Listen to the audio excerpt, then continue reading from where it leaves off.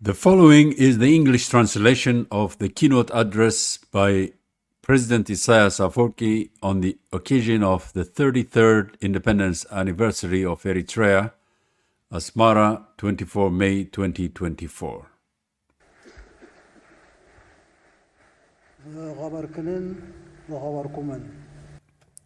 Dear participants, congratulations to the people of Eritrea inside the country and abroad, to all its friends, and to the free peoples of the world. Allow me to express my gratitude to all those who contributed to impart additional splendor to this momentous day, the 33rd anniversary of our independence, through various inspirational programs. We normally assess at propitious occasions of the annual celebration of Independence Day the dynamic nation-building process of independent and sovereign Eritrea, and the progress achieved against the backdrop of our pronounced mission within the context of fluid global and regional developments and trends. In this regard, our documented observations are our point of reference to properly decipher and understand the ideologies and policies that have been articulated in the past 33 years to crystallize a new global order after the end of the Cold War. In the past few years in particular, and as the machinations for imposing a unipolar world order became increasingly untenable due to the resistance of the free peoples of the world, we had managed to identify and predict the visible contours of the aspirations for a new global order that serves the interests of the vast majority of the world's peoples. The exploratory analysis spelled out during our independence anniversaries in 2021, 2022, and 2023 were prompted by the imperative to understand, with the requisite depth, what may be termed as the transitional phase with all its fluid attributes. Especially the ideology of domination and monopoly, as well as the strategies, plans, and tactics of its elite proponents. In this respect, what is the reality and trend now in 2024? The war declared 30 years ago to primarily contain Russia has become a daily theme today, accompanied as it is by intense propaganda.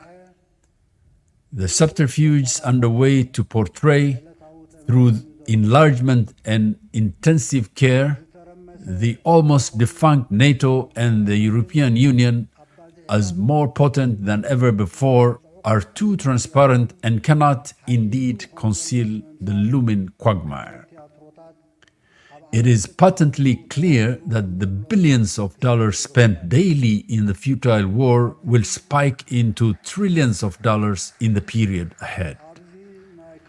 As the devastation becomes more expansive with the lapse of time, the perilous situation that will ensue at the global level will be immense in terms of all metrics. Furthermore, the elites of the defunct ideology are becoming more desperate. It is thus difficult to predict the reckless policy choices that they may contemplate. The containment of China is fraught with higher risks than the containment of Russia. The declared war, even if packaged in moderate language and diplomatic niceties, is grossly at variance with the facts on the ground and the tensions that these will invariably entail. The looming tension will not be diminished or averted as the elites of domination and monopoly cannot accommodate, due to their innate nature and proclivity, the economic, technological, and military growth of China or its expanding international ties.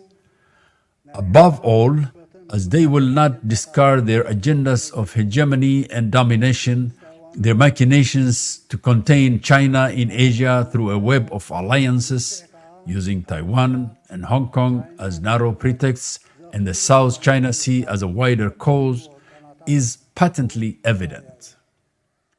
More ominously, their greatest anxiety stems from the economic and technological growth of China. The roadblocks and sanctions they are deploying to obstruct this capability is the tip of the iceberg. The global crisis that this dangerous mindset can trigger is not negligible. We must also bear in mind that almost a quarter of the over $30 trillion of US debt will have to be repaid to China. Another important issue is Africa and the overall situation in the continent in relation to other global developments. In the eyes of the elite of domination and monopoly, Africa has always been and continues to be regarded as their exclusive enclave. The continent is endowed with almost 60% of global natural resources and a fast-growing population of 1.2 billion. Despite all these resources, its opportunities for development were not only suppressed in the past due to slavery and colonialism, but its growth remains stifled in this post-industrial age. It thus remains a marginalized continent condemned to a subsistence economy and the export of raw materials. On the other hand, the voice of the African people saying enough to slavery, colonialism, and unfair exploitation has been growing in the last few years.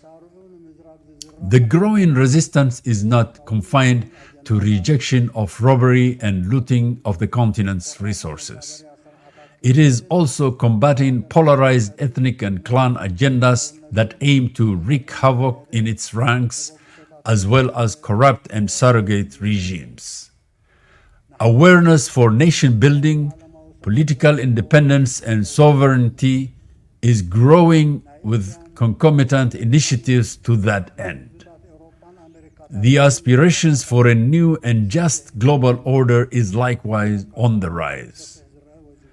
This is also true in Asia and Latin America, as well as the peoples of Europe and the Americas. These are broad phenomena that should be properly analyzed and will need more profound examination in due time. How about developments unfolding in our neighborhood and that have closer impact on us? Our neighborhood that comprises of the Nile Basin, the Horn of Africa, the Red Sea, and the Gulf. The liberation struggle of the Palestinian people for independence is a central issue that has come into the forefront in the past 7 months. Even if we cannot revert to the immediate aftermath of the Second World War, the elites of domination and monopoly have misconstrued the two-state solution enunciated in Oslo in 1993 for dilatory purposes while exploiting weaknesses of leadership and organizational schemes to create accomplished facts on the ground. The scheme or end game includes cajoling Arab countries towards normalization while choking and ultimately obliterating the cause of liberation and independence of the Palestinian people. But the just struggle of the Palestinian people has not been debilitated or vanquished. To the contrary, its firmness has won international acclamation and broad popular support. As a consequence, it occupies a central stage at this point in time. In equal measure to the resistance, the oppressive, duplicitous, and deceitful trademarks of the school of domination and monopoly have been fully exposed. Another development in our neighborhood that should be appraised together with the liberation struggle of the Palestinian people for independence is the pronouncements and positions of solidarity that the peoples of this neighborhood are invoking in their respective countries. This has triggered tension in the Red Sea, and especially in the Bab el-Mandeb and Gulf of Aden.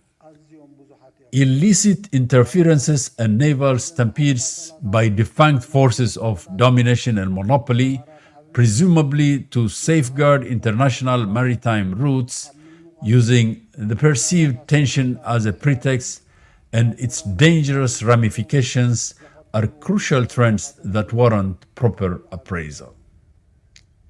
Ladies and gentlemen, current developments and trends in our neighbors that have much closer influence and impact, both directly and indirectly, on our domestic situation are numerous indeed.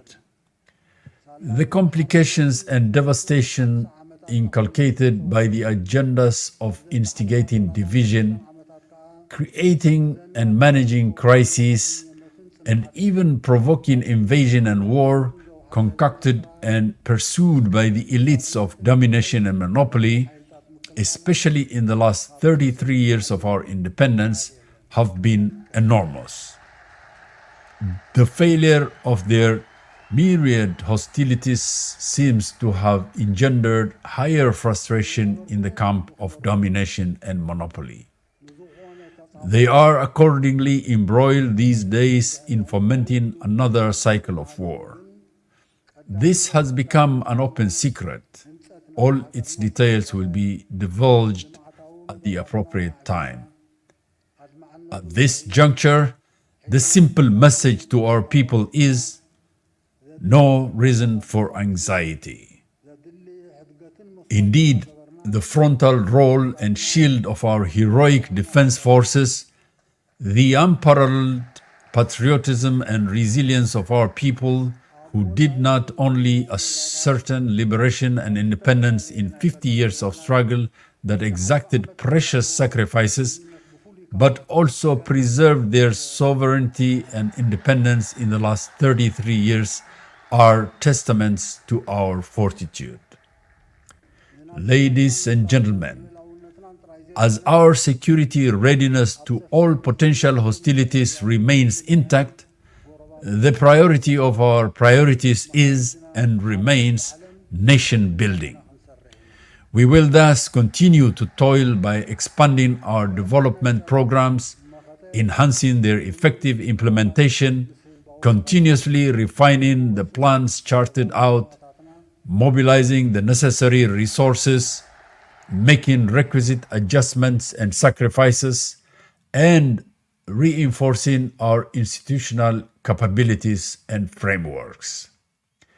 We express our profound appreciation to our compatriots abroad for the patriotism they have displayed in various trying times as well as in the past year, and urge them to keep this up.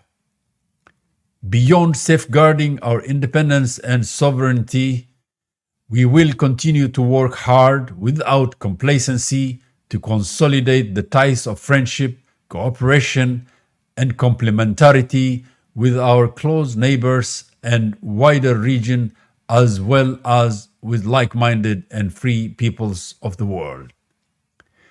Peace anchored in resilience, best wishes for a good rainy season with popular resilience, glory to our heroic martyrs, victory to the masses. 24 May 2024, Asmara, Eritrea.